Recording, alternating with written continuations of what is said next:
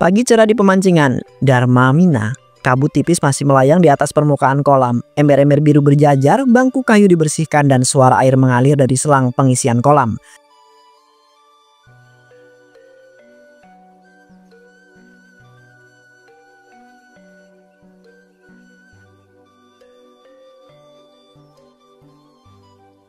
Setiap pagi tempat ini kelihatan adem, tapi yang gak kelihatan itu yang bikin nyesek.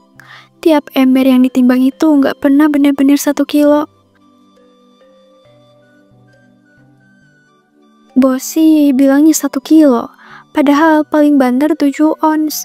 Aku lihat jelas, tapi aku cuma karyawan, dan kadang dia merasanya lebih nyakitin daripada ngomong jujur. Nah ini mantap, 2 ekor mulus aktif 1 kilo pas ya. Langsung kita tebar ke kolam 1 kiloan. Buruan yang mau daftar biar gak keduluan.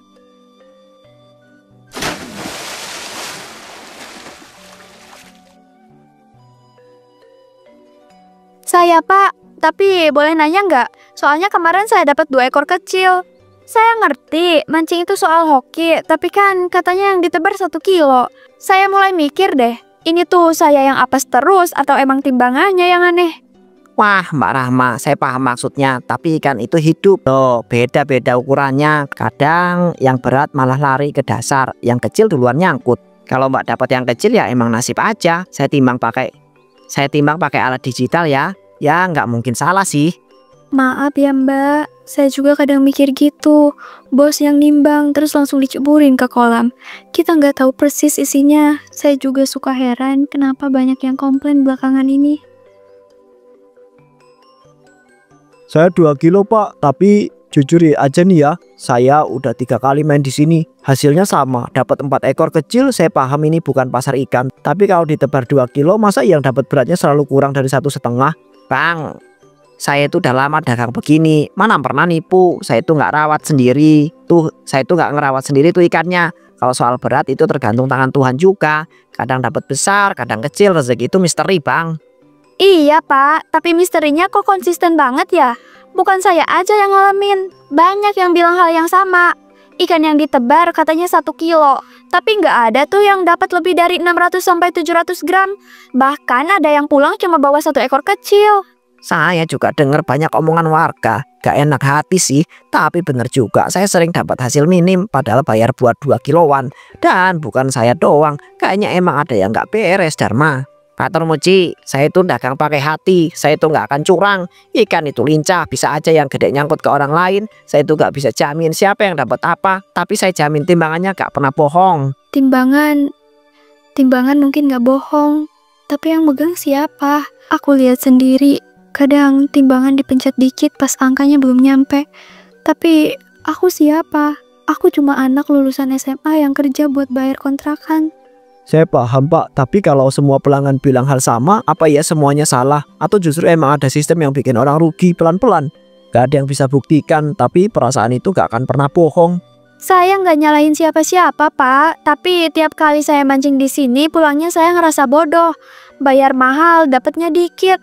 Lama-lama bukan soal rugi uang, tapi rugi rasa percaya. Kolam ini tenang, tapi bisa menyimpan banyak rahasia. Kalau suatu saat air ini balikin semuanya, saya cuma harap nggak ada yang menyesal di akhir.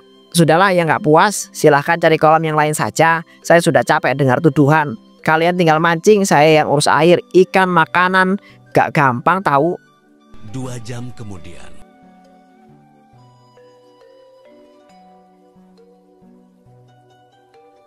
Pak, ini yang buat Bang Eko ya? Ini 2 kilo kan? Ya emang kenapa? Enggak pak, enggak apa-apa. 5 menit kemudian.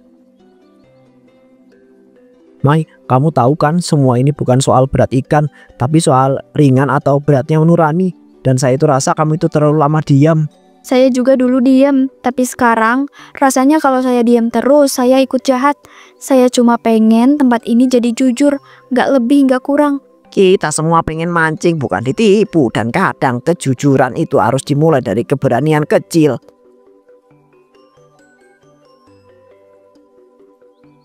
Kolam mulai ramai, joran-joran dicelupkan, tapi suasana terasa berat.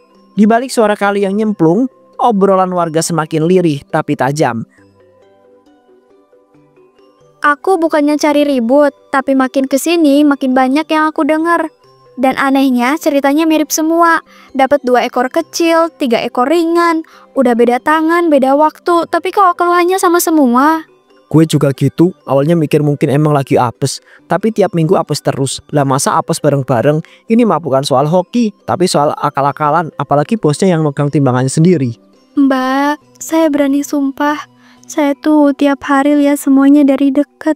Dari cara dia nimbang sampai gimana dia ngebut masukin ikan itu ke kolam. Kadang angkanya belum stabil tapi udah langsung diceburin. Dan alasan saya diam karena saya takut. Mai, aku ngerti kamu kerja di sini. Kamu pasti butuh gaji.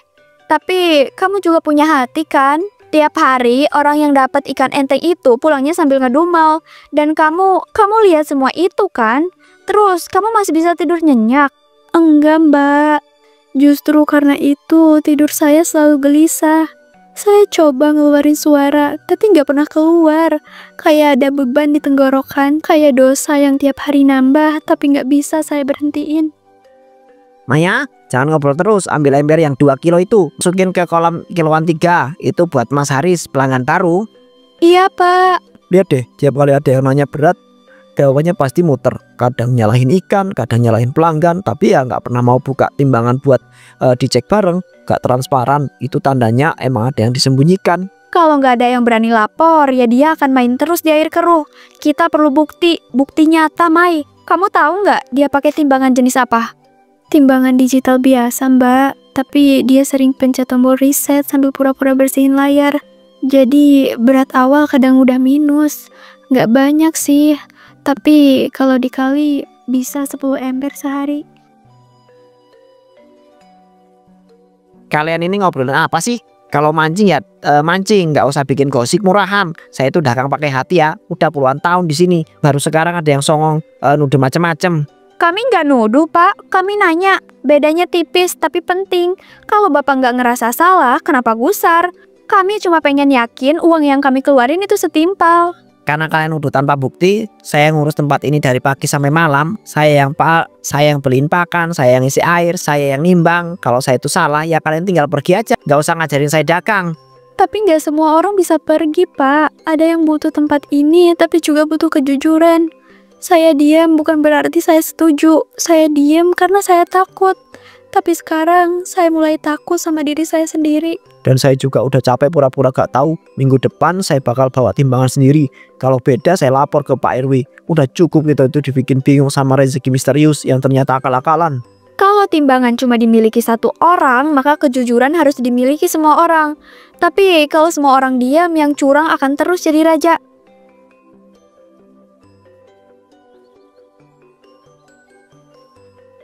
Sinar pagi lebih silau dari biasanya, angin tertiup pelan tapi dingin. Kolam Darmamina tampak seperti biasa, tapi Maya merasa ada sesuatu yang berubah. Air kolam sedikit keruh dan suara mesin air terdengar nyaring mengecit. Airnya beda, biasanya jernih, sekarang agak buram. Ikan-ikan juga pada diem. Apa karena pakan semalam ya? Atau karena kolam ini capek dibohongin? Pagi semua. Nah ini dia timbangan yang katanya gak bisa bohong. Hari ini saya mau pastikan sendiri 2 kilo bener-bener 2 kilo, bukan 2 kilo rasa setengah. Akhirnya ada juga yang berani bawa alat perang.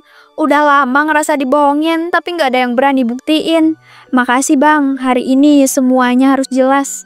Loh, bawa timbangan sendiri segala, nggak percaya sama saya nih. Jangan-jangan habis ini bawa laboratorium juga ke sini. Bukan soal percaya atau enggak ya Pak, tapi lebih ke ngetes aja. Kalau yakin timbangan bener, gak akan takut dong dibandingin saya bayar, saya berhak juga tahu. Ya terserah dah, timbang aja sendiri. Tapi kalau ada beda dikit, ya jangan langsung bilang saya itu curang ya. Ikan hidup itu beratnya bisa berubah ya, apalagi kena air. Padahal berat ikan itu nggak berubah jauh, paling cuma beberapa gram. Tapi bos selalu pakai alasan itu buat nutupin selisih yang puluhan ons. Gak ada yang berani debat sampai sekarang. Hari ini bukan cuma soal debat, ini soal jujur atau enggak. Kalau sekali ini dibiarin, besok-besok yang bohong bukan cuma berat ikan, tapi berat hidup kita juga. Nih lihat, tadi katanya 2 kilo, sekarang cuma 1,4 deh. Beda 600 gram Pak. Ini bukan selisih, ini sabotase namanya. Kalian ini ya, saya kerja sendirian, urus semuanya. Kalau ada yang kurang itu wajar. Saya itu nggak ada niat jahat. Kalian aja yang mancingnya itu nggak becus.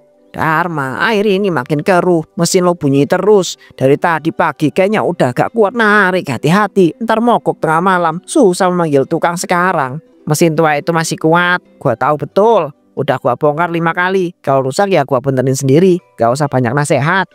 Pak, mesin juga punya batas, sama kayak kesabaran manusia. Kalau tiap hari dipaksa kerja, lama-lama pasti nyerah. Kolam ini juga gitu. Mungkin bukan rusak karena usia, tapi karena udah capek ngedukung kebohongan. Itu kalimat paling jujur yang pernah saya dengar dari tempat ini. Udah ya, cukup dramanya. Kolam ini jalan karena saya. Kalau kalian itu gak suka, pintu keluar ada di sana. Saya itu gak maksa siapa-siapa untuk bertahan. Tapi Pak harus ingat, yang bikin kolam ini rame bukan cuma ikan, tapi kepercayaan. Dan sekali kepercayaan itu retak, jangankan ikan, kolam ini bisa jadi kubangan kosong. Dharma, dengar ya. Air ini mulai nolak nurut, ikan diem, pelanggan curiga, mesin bunyi. Mungkin ini bukan cuma soal alat, tapi soal karma yang mengetuk pelan. Pak Dharma diam, mesin air mengeluarkan suara keras, kemudian berhenti total. Air jadi benar-benar tenang. Dulu aku cuma takut kehilangan kerja, sekarang aku lebih takut kehilangan nurani. Hari ini aku tahu kalau aku diam lagi, aku nggak layak disebut manusia.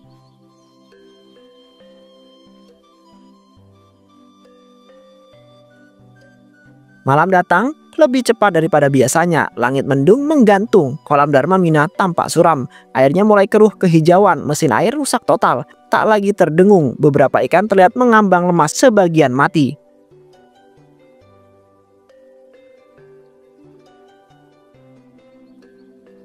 Tuh lihat, airnya berubah.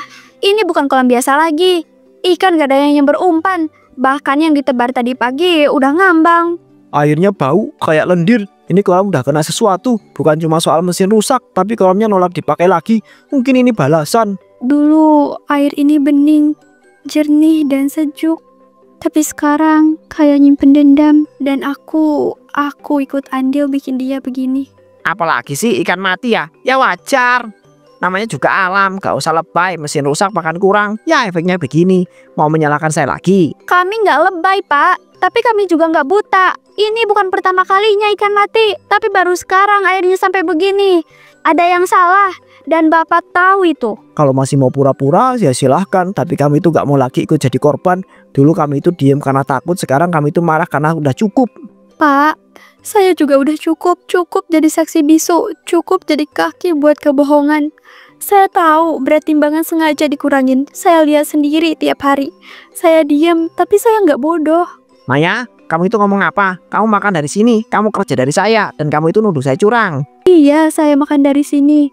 Tapi saya nggak mau lagi makan dari uang yang asalnya dari kebohongan. Saya lebih baik keluar daripada terus bantuin Bapak nipu orang. Tenang, Mai. Ini bukan cuma kamu. Kita semua punya luka dari tempat ini. Tapi kamu yang paling berani. Dan itu udah cukup buat kami. Ikan saya mati semua, Pak. Baru ditebar tadi pagi saya bayar 1 kilo dapat bangkai. Kalau kolamnya nggak sehat, kenapa masih dibuka? Kita bayar bukan buat dikasih bangkai. Kalian semua itu nggak tahu apa-apa. Saya itu kerja keras. Saya itu yang urus kolam ini. Kalau ada yang rusak itu bukan salah saya. Mesin rusak ya rusak. Bukan karena saya curang. Tapi kalau semua ini muncul setelah kebohongan Bapak, ya Bapak itu nggak bisa lari dari kenyataan ya. Ikan mati, air busuk, mesin rusak, semuanya nunjuk ke satu arah. Kolam ini udah kasih banyak ke Bapak, tapi Bapak malah balas licik. Dulu air ini tenang karena jujur. Sekarang dia berontak karena disakiti. Kalian pikir saya itu apa? Tukang tipu? Ini usaha saya. Saya itu yang bangun dari nol. Saya yang cor pondasi ini. Dan kalian datang bawa tuduhan saya enaknya. Iya, yang Bapak bangun itu usaha. Tapi yang Bapak rusak itu kepercayaan. Dan itu nggak bisa dibangun pakai semen. Udah cukup Dharma. Saya udah diam dari tadi. Tapi udah terlalu jauh. Mesin air mati, kolam rusak, orang marah. Mau nunggu apa lagi? Petir. Mau saya yang turun itu langsung beneran mesin itu. Mau saya kasih bukti kalau saya itu nggak lari. Jangan, Pak. Jangan benerin malam-malam. Kolamnya licin, airnya dalam. Kalau ada apa-apa nggak ada yang bisa nolong. Saya itu nggak butuh nasihat dari pengkhianat. Saya yang mengerti kolam ini, bukan kalian. Malam ini juga saya akan perbaiki. Tukang servis bilang besok kolam ini bisa jadi kubangan busuk. Ya sudah, gue aja yang benerin. Masa mesin gini doang kalah sama orang tua?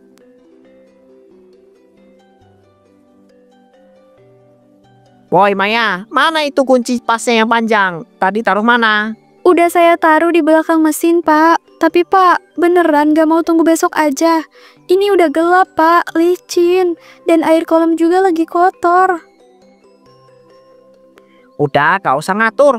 Kalian semua itu maunya nyalahin doang kan? Tapi giliran disuruh bantu gak ada yang gerak. Pak, saya itu ngerti Bapak itu kesel, tapi ini bahaya, air kolam dalam lantai licin. Bapak bukan anak muda lagi, jangan memaksakan Pak. Jangan ajarin saya soal kolam ini. Ini tempat saya itu yang bikin dari batu pertama. Saya tuh tahu kedalaman tiap sisi, tahu mana yang aman diinjak atau tidak. Tapi kadang yang kira kita aman justru yang paling mengintai, Pak. Saya mohon, jangan ambil resiko sendiri. Satu-satunya yang bisa dibenerin malam ini cuma hati, bukan mesin. Kolam ini diam, tapi dia simpen semua. Dan saya takut malam ini dia udah gak kuat nyimpen semua lagi.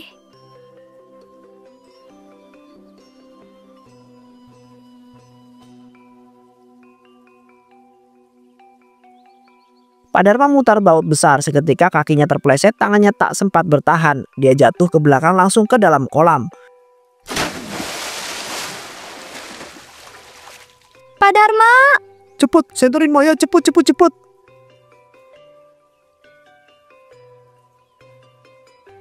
Ini Pamu, coba jangkau siapapun yang bisa kerenang masuk. Ya Allah, gak muncul. Dia gak muncul.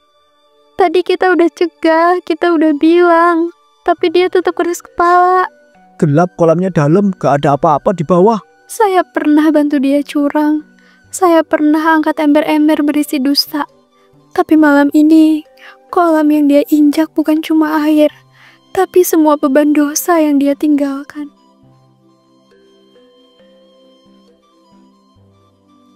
Beberapa menit kemudian tubuh Pak Darman berhasil ditarik keluar dari dalam air. Tak bergerak, wajahnya pucat. Tangan masih memegang kunci pas. Dia beneran gak sempet minta maaf, gak sempet klarifikasi. Semua ini terlalu cepat. Enggak, bukan cepat. Ini balasan yang datang tepat waktu. Bukan kita yang tentukan, tapi alam yang lelah diam.